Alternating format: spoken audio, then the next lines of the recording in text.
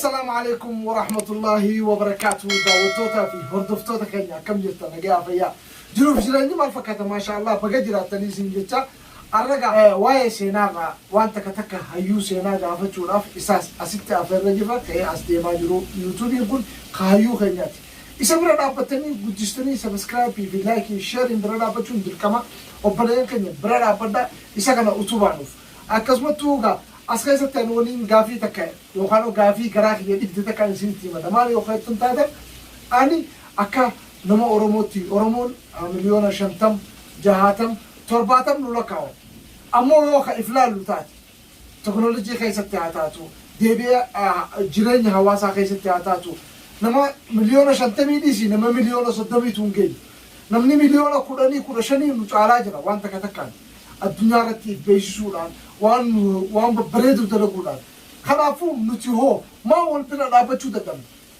أرمون لبو ولي فخنتي أكا بيمتي أكا هيرا في سيرسيتي يوخانو أكا عاداتي يوخانو أكا أبوتيتي يوخانو أكا هيوتا يوخانو أكا غوتن خنيرانا جنتي لبو تلا ولي خنتي أرمون لبو تلا ولي فاست والبنا لابتي هنكتو آتي والبنا هنكتو خلافو عرّه أرمون هندين ونيسين كانت تسبسكرايب في لايك في شير لا غوري تبروتا خيني خلافا أو ديمو جرو يادا إساني هندان مججبه إسان سبب راو خلالو تاتي نما واتك كدليني أتمنى نابتي نما فاعربسو سبسكرايب إسان ولا مليون كودا مليون شد أرمو خيستي هو نمني مليون شدني مليون سبسكرايب مليون شد تبقى منجر مالي في وان كنا وانجي سمتي أنا بقى فديفينيشن ديسي وان كنا تيفو آیا شو برنا بتنی سبسکرایب لايك شير يقول ويندا كتنا زينجا اسمي فرده بي أكسبتوغا عرّا أكمل سني مثلا تعرّا سجنتان عرّاتوني مالي عرّا عبد مال كبتيلي هاتي عبد ناصر مال كبتيلي هاتي شو كذا نقوله سنماو أسيني سني بيسا هيو سيناتي كبتيلي هاتي أنيس غافي لما قبي فرده تلي هاتي غافي لما سن تمتاخي ينا إبدتوه حواسك يافيس فرمات اللي تاتي وان جون كبر يوخانو حواسني خياس وين رابرن اللي وان رابرتين حواسك يسل أكوا رابرن تنمخيستين أبدي كبر وان قراتي لفو أوبريس خينيا ما جتاني هيو خينيا يوخانو هيو سينا إسني قافي لما سنقر جيسنا وين رابرتين جنة خنافو جلالة جلالة ديماتي ججبه ساتي أكسمته يادك قافي لما ننقافر دتوس إسن جراجرت كم أنا جراجرت إسي سمو جرت أكنا سمو جرت تجيتي وأنا بدلوف ويا رابرتني ولين هذا كيف إنه سنينجا أوكي سبحان الله السلام عليكم سنينجا عبد المحمد بقول أفتح بقولنا جاي نويجا أوكي قالتهم يا عبد المحمد دوسي قالتهم فنا يروح الدوغا يوتيوب خيتي خادرات اللي هردفات الريخ عما هاريخ على اللي هردفنا مالي بونيات سينا تكتك وان بريد الممتاز تهدو وتلين قمتشو تكمنا حواسني خنيان لي وهي رابر جلني وان عبد النوف الرأس أنا ما خيستي وان سمونا بولجنا يوحانو يادنا تهير حواسك يخو أرومو براس أكا يادت اتتيه وانين بيخوفين قافي تنافسي وان قد عبدي محمد قافي مالجتي أكا حواساتي يرو هندك ونمتي عشان أبوتي تاني رأوا أس إيجالي سرني قدا بولشمسي قدا وخانو سرني قدا وهدو في خيسا كبيان وانسلا عالم يخون يخان الدنيا تمون ده في خيسا كبيان يعني نفاسا أكاسد تزبر يجولا أما خيسا ساسيني وانت كتك غافة جولا وخانو برولا وان إذا أما يبقونو تهجرا واني وخانو أبوتي سرنا سرنا فخيس أكتشون للنين هيو أكاكيتي كنا أكتشونا فيدو تيجا منا بلماتا سرنا غدا خيستي أكا أما حواسني برا اتبولتي نيكابني واندو كابا أما حواس عاجلو حواس توكو توكو كاما كفرنجي أفنا منيجا بامت فرنجين إلما أما دلتي بيا دلتا راجل كبديتي يوخان بيا غرا سيمي راجل كبدي مالك بوشي تكا بالك ولي كبديف أكونتي يوخانو ما جتين بانكي أكونتي بنتيفي يوخانو رقم بانكي بنتيفي بانكي سمت ولي كبديف جتو إلمي سرحنك بدته يونيفرسيتي سينة يونيفرسيتي فتية به غافة به كبين ناس أبا إسا ألت إسا تجار لفاقا ميتر هو إسا غدا خيستي ni jirti bakka ni qabdi sun. Gaariidha. Waa gaarii gaafii gaariitu jechuudha. Maaliif jennaaniin namni kun seenaa isaa sirna isaa baruun dirqama dhalootaati. Beekama. Sabni tokko yoo gartee seenaa isaa beeke goota isaa beeka. Lafa isaa beeka. Maalummaa isaa beekee maalummaa isaa saniin boonaa jechuudha. Yookaan namni sirna hin qabne yookaan sirna isaa hin beekne nama dukkana keessa deemu. Goota isaa hin beeku, qabeenya isaa beekuu hin danda'u, leccalloo lafa isaa kana beekuu hin danda'u jechuudha. Ilmi namaa kun sabni tokko bu'uura qaba. Naam. Amma fakkeenyaaf yoo gartee ati kaatee saba tokko taate yoo amantii qabaattee amantii teessan bu'uureeffatteeti dastuura godhattee ittiin bultee wal bulchita jechaadha. Yoo gartee nama amantii hin qabne taates walitti dhufteeti seera tokko heera tokko walitti tumattanii deemtanii waan guddachaa deemtanii jecha. Yoo ammoo sanis hin qabaanne abbootii ta'e dhaloota si dura dabre kana qoratteeti akkami bulaa turanii jettee sirna isaanii san hordoftee sirna isaanii san deeffattee ittiin bulchitaa jechaadha. Uuma kana uumsa deeqaa. Kanarraa Oromoon sirna beekamaa sirna addunyaa kana guutuu keessatti sirni isa caalu tokkollee nu hin jirre qabdi. Gaafa gartee ardi addunyaa tanaaf qaroomni hangafaa isin sirna kana tumattee ittiin wal bulchaa turte jechaadha. Sirni kun waa hundeef keessaa qaba. Maashaallah. Sirni gadaa fayyada. Sirni gadaa kun jechuudha. Waa hundeef keessaa qaba, damee hedduuf keessaa qaba. Kanarraa amma ati dameen na gaafatte tun damee mana hawaasii jechuudha. Damee mana hawaas. Mana hawaas jaaniini. Damee mana hawaas jaaniini. Laalama fakkeenyaaf damee waraanaa jira. Damee akkasitti akkasii hundinuu damee mana hawaasa keessa jala deemtee jechuun gaarii si gaafate sun. Damee mana hawaas jaaniini. Damee mana hawaas tana keessa damee mana hawaasii keessatti damee hedduu qabdi waan ta'eef jecha damee diinagdeeti jechuudha. Damee diinagdeeti Oromoon ni qabdi waan kana. Ni qabdiisi maqaa qabdiifiisi akkaataan gartee ammaan tana Oromoon ittiin gartee waan kana ilma isaa ittiin dhaalchiftu qabeenya lafaa qabdi. Maal jedhama amma ilmi tokko yookaan intalli takka hoggaa dhalattee hoggaa ammaan tana lafa buute handuraa wajji dhalatte ilmoon. Hoggaa handuraa wajjiin dhalattee guyyaa bulbulte. Guyyaa 5 jaha bultuus. 3 bultuus 4 bultuus. Hangatti handurti irraa bultu san eeganiiti handura san fuudhanii raada takka irra kaayanii. Handura ilmoo san. Handura ilmoo san. Fuudhanii raada irra kaayan. Raada takka irra kaayan. Amma ulii raaddi sun ta'ee nyuuti tamucaa kanaati yookaan miji ilma amma dhalattee tanaa jechuudha. Amma gaamaal ta'a ulii. Ulii irraan tuqan jechuudha. Maal jedhaniin nam tokkollee hin tuqu jechuudha. Maqaan isaa maal jedhama handuraa abaluuti. Amma yoo maqaan isaa ibsaa ta'es yoo maqaan isaa caalaa ta'es handuraan kun ka caalaa kiyyaatii nam tokkollee hin tuqnaa jetti haatinis abbaanis ni beekaniif obboleeyyanis ni beekaniif jechuudha. Ka intalaa ta'us akkasitti kan intalatti iyyaate handuraan kun jaan raajjisan ulii hoggaa guddatte horaa deemti hormaanis kun ballachaa deema jechuudha. Yeroo isiin deemte heeruma geesse amma fakkeenyaaf akka seeraa Oromootti dhalaan amata 18 kannan sammuun isii tunis jabaatte hin kolaasan jechuun kammaa kanatti akkuma harkaniin godhanii kolaasuu jaamaa jechuun ilmoo soongeen kannuu dardaraas akkasumatti amma 15 dardara malee amma 15 fuudhu ittiin dhiisu seerri Oromoodhaa dhiirti amata 25 fuudhu. Ama diidam eega jabaatee mooraa eeguu danda'e qeerraa diinee eeguu danda'e bineensa eeguu danda'e hoggaasan fuudha.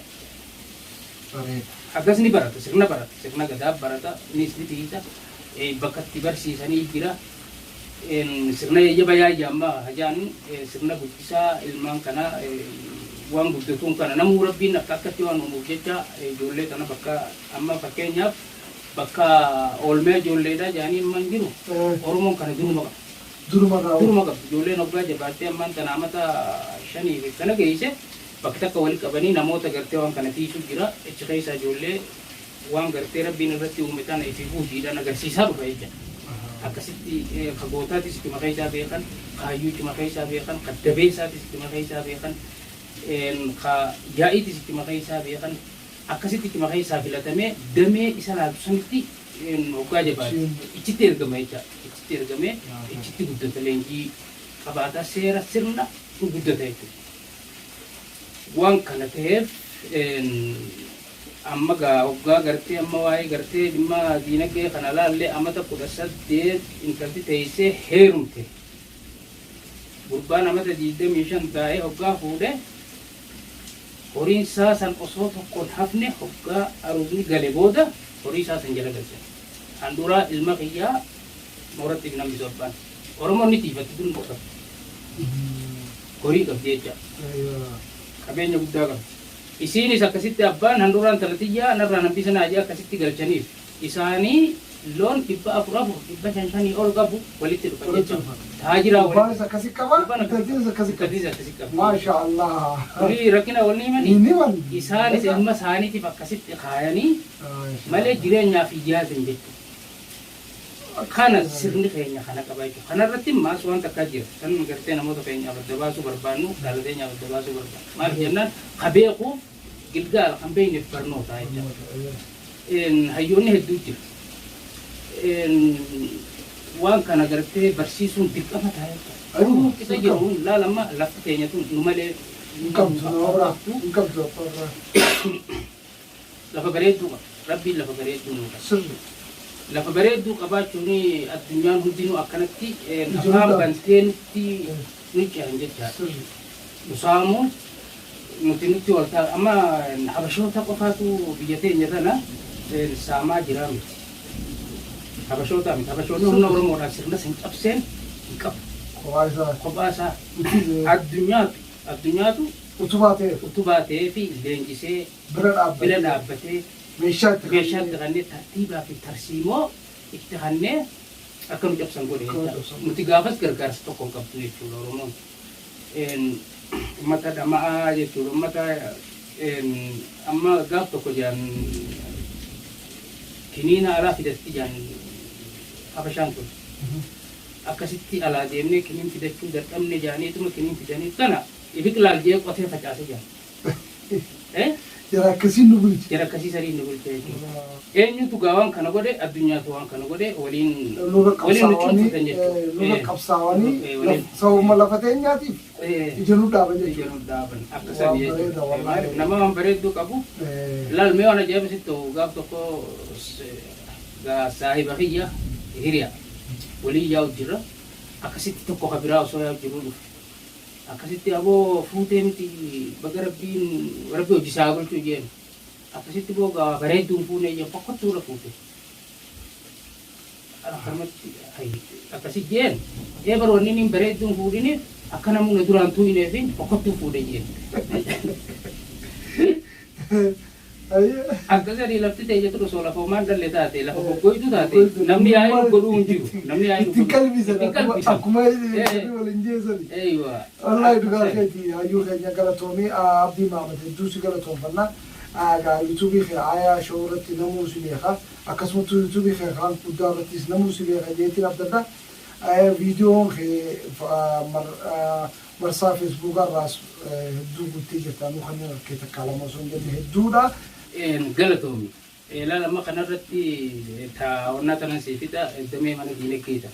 Amma laal akkasitti abbaan ilmaaf yookaan talaaf baasu san handuraadhaa jenneen. Handuraa. Akkaawuntii kan maatii jettuu kana jechuudha. Handura jechuun akkaawuntiin amma akkasiin akkaawuntii baankii ta'e walitti qaban. Walitti qabaniif jechuudha. Handurti tun hogguu wanni sanarra kaa'e ishiin hortuuta siiti raada sanarra kaa'e. Takka namni duraatu kun jiru. Hortee raada sanii guutuun isaaf. Galchanii mire amma sanirratti deebi'ee haaloo waan jedhanii jira. Tabiraa jira amma. Tabiraa jira haaloon ishii maali? Amma haaloon tun amma ilmi tokko hoggaa fuudhe. Adaadaa qaba, eessuma qaba, adeera qaba, haboo qaba miti. Amma ilma eessuma ilma obboleessa kiyyaa fuudhee jetteeti adaadaan waan dandeessu fuutee geessiti. Adeerri akkasi geessa, eessumni akkasitti geessa, haboon akkasi geessiti. Sammal jaani haaloo jaaniif. Qabeenya duraan handuraa abbootiin jala baafte sanirratti handura akkasitti oliif geessu haaloo jaanii jechuudha. ما شاء الله akkasi wal cinaa dhaabbatanii wal gargaaran rakkina waliin himan jiru. إشارة تجارة تجارهم سوى ما شاء الله ما شاء الله angka sirni ba kuncas kun tufi oromoon kuncaasin sirna kanaan bulaa turte jechaadha. Kaaloonis akkasi haduraanis akkasi jechaadha. Akkana qabdi sirni oromoo waan takkallee waan dhabni qabu hatta taarika qaba laalamma amma namni keenya taarika kana kaan arabii dhaa barreeffata kaan habashaa barreeffata kaan akka awurooppaatti barreeffata mitiire oromoon taarika ibdan jeeqa. Akkuma jiraatan mataas jechuun kaalandara mataasii qabdi mataasii Oromoo waan kana hayyoota irraa dubbatullee nagarree dubbatanii gaayoo gartee hin dhageenyaan akka hiyyatti hin dhageenye waa hedduu hordofaa jira waan kana mangudduma teenyaa beeka malee hayyoonni keenya kan itti dhaqabanitti fakkaasilaanii dubbatan ture jechaadha hedduu.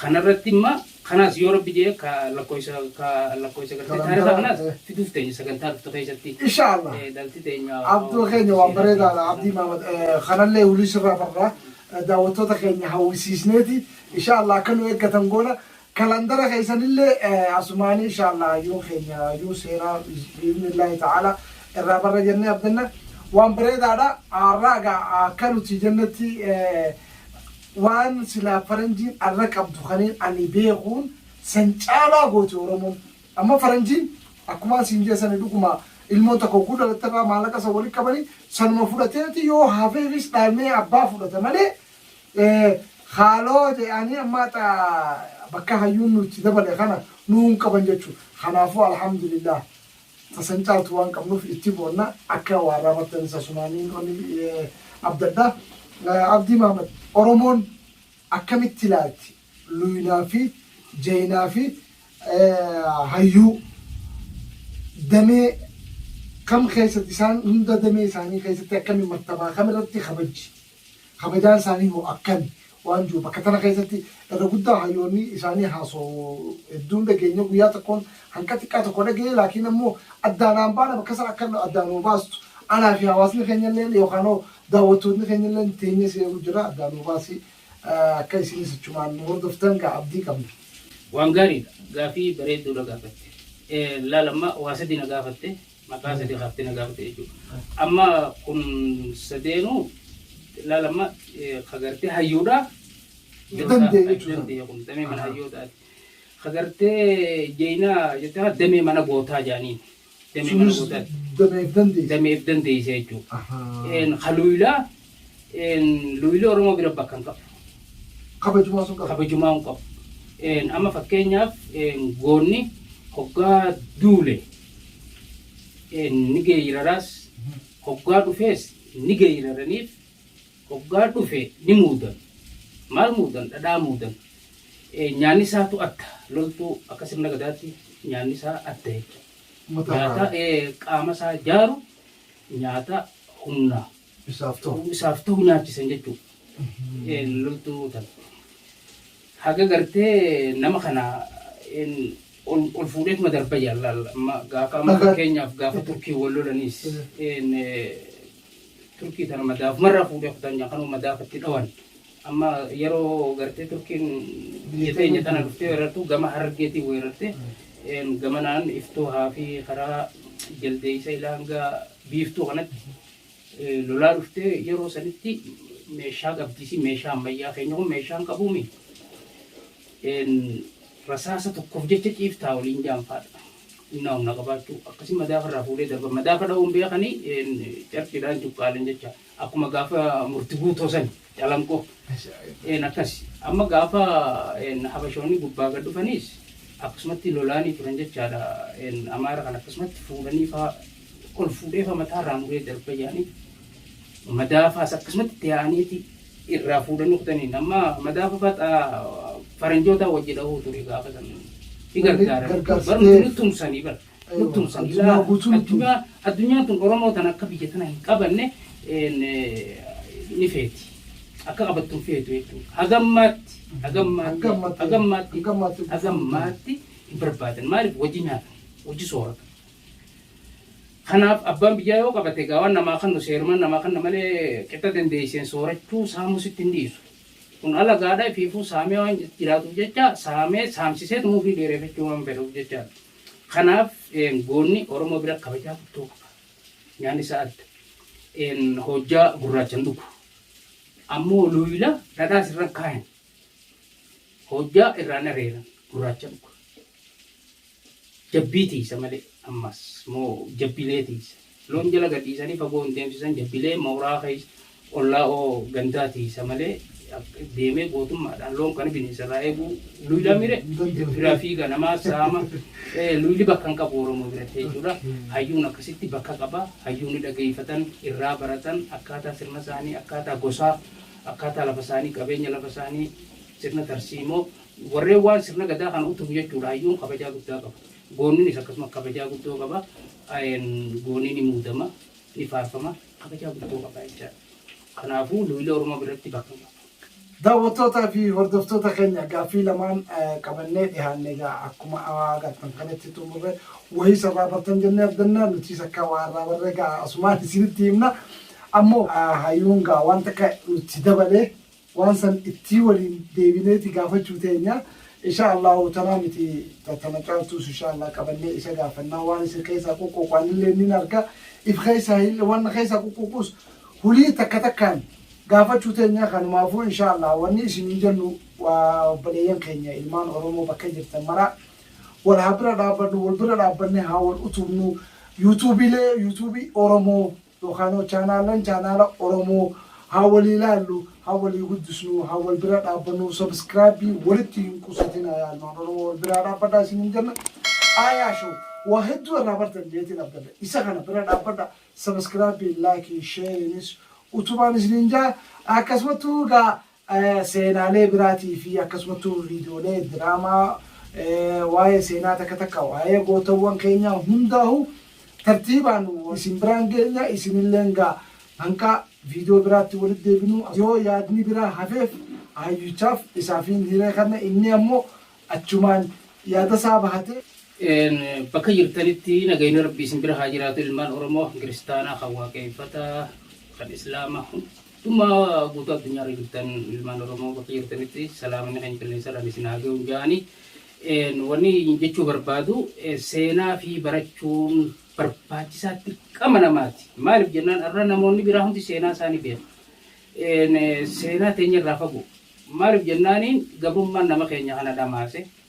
Kanaafuu akkaataa gartee sirna keenya deeffachuu irratti seenaa teenya hordofuu irratti dhaloonni haa fuulleffatu. Waan biraatiin daqiiquma takka takka manuma ta'anii haalaalanii amma maaliif teknooloojiin guddate tana waan silaa amma dur deemanii abaluu waa beeka jaaniiti farda qabu fardaan deemee fardan qabne miilaan deemee sinqii guduunfatee hayyuu isaarraa waa baree deebi'ee jecha.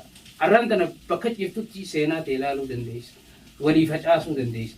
Kanarraa seenaa ta'e san barachuu irraa hin qusatinaa facaasuu irraa hin qusatinaa warreen gartee waa hada barsu kanaafillee hamileedha jecha. Maaliif jennaan qilleensatti himutti hin jirru. Katti himutti jirru kun maaliif namni bordu hayyoota meeqa osoo warraa nambisin du'ee jira jechuudha. Kanaafuu hanga jirtan hayyoonni addunyaa tanarra jirtan hundinuu ilmaan Oromootiif waa kaayaa deemaadhaan dhaamsa kiyya. Dhalootaaf waa hambisaa waan yaadatamtaniin hambisaa dhaloonnis waan kana hordofaa walii dabarsaa galatoomaadhaanis ni jaha ganuma fuulduraafis itti dachaanaa sirni keenya waan bal'aa abbaa sirna gadaa gaafachuu fedhee banaadha jechuudha. Komantii jalatti yaadanuu kannanii bilbila keenya fedhanis kallattiin bilbilanii waan gaafii fedhan gartee argachuudhaaf deebisa argachuudhaaf nuti yeroo hunda qophiidha jechuudha saba keenyaaf qabnee waan jiruuf jecha. Kanaafuu galatoomaadhaan jaanii hanga gartee katana fakkaatu walitti deemnutti warra rabbi nu haa godhu jenna jechaadha. Akkasumattuu inshaallah akkuma iyyuu kan jee warra tatana caaltu walitti deemu rabbi nu haa godhu isin ammoo komentii jalatti gaafii bilbilaanis kallattiin inshaallah bilbilaa isiniif maxxansinaa kanaafuu bilbilaanis gaafachuus ni dandeessanii yaada keessan akka kiyyaa keessan qoqqooqoo kana yoo isa bira jiraachuu baattan irraa baruudhaaf tattaaffii godhaadhaa waan fi abbaa fi jabeeffataa abbaa fiitii waan fi bara jenne kanaafuu akkuma duraan isiniin jedhu assalaamu alaikum warahmatullaahi wabarakaatuh.